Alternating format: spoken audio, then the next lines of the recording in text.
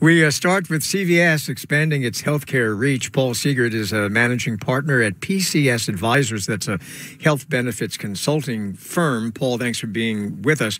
So CVS, I mentioned Amazon. What are they up to? Well, they're buying primary care. And so we're seeing CVS in this case is purchasing Signify Health. In fact, we just had another announcement today, Walmart partnering with United Healthcare to offer primary care through Walmart stores. Amazon purchased One Medical, and Walgreens, I think, picked up Village MD, and they're building a couple of hundred of primary care clinics around their stores.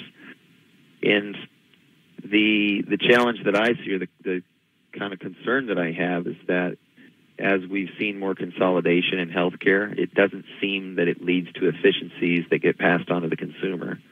It oftentimes works the other way, where it drives up cost or benefits the consolidator in the sense that they can kind of direct traffic.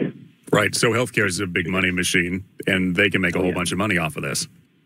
Absolutely. And when you think about what's happened to primary care in this country over the last few years, or quite a few years now, the trend is primary care has been on the decline. It's very difficult as an independent practitioner to remain in primary care, so many of them have sold to larger hospital systems, as an example. And what happens is, in fact, I have a personal story about it. My son broke his arm. I was in a town where I don't live. We went to the closest ER. The only referral they would make was within their own group.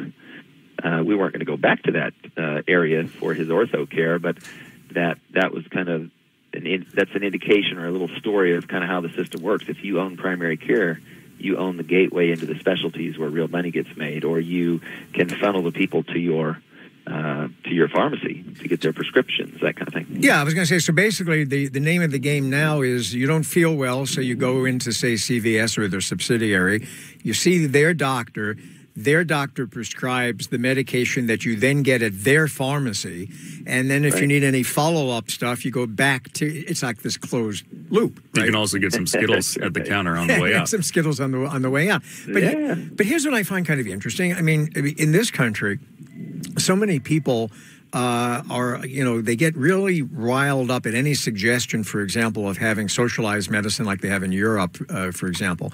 And they say, no, we don't want the government telling us what our relationship ought to be with our doctors. But it's not government socialism, but it's kind of like corporate in a way, isn't it? If all these big companies own your medical care?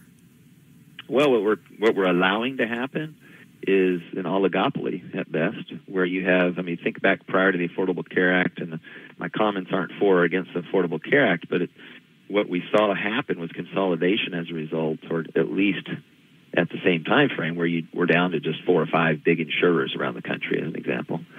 And that has not, we can all agree that hasn't resulted in lower costs for us as consumers.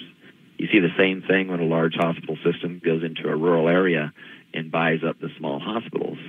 They come in and they sell to that population that the fact that they're going to bring more services, and it'll be part of this large organization and drive down costs. And every time we watch that occur, costs actually go up in those markets 7 to 9% shortly thereafter, because they don't have competition to contend with.